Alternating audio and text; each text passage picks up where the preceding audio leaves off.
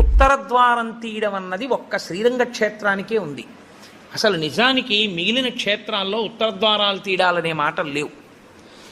కాలక్రమంలో ఏమైందంటే అందరూ శ్రీరంగ క్షేత్రానికి వెళ్ళి ఇన్ని కోట్ల మంది ఉత్తర ద్వార ప్రవేశం చేయలేరు.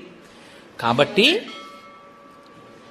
కొంతలో కొంత ఎక్కడ ఉన్న విష్ణు క్షేత్రాన్ని అక్కడే శ్రీరంగ క్షేత్రంగా భావన చేసి రంగనాథుణ్ణి స్మరిస్తూ ఉత్తర ద్వారంలోంచి వెడతారు. ఉత్తర ద్వారంలోంచి ఆ రోజున శ్రీ మహావిష్ణువు ఏమీ చెయ్యలేనివాడు, అన్ని విధాల ఇంకా అసలు నేను ఈశ్వర ఏమీ చెయ్యలేను, నువ్వే నాకు ఆధారం, నువ్వే నన్ను తీసుకుపో అన్నవాణ్ణి ఉత్తర ద్వారం తెరిచి తనతో తీసుకుపో.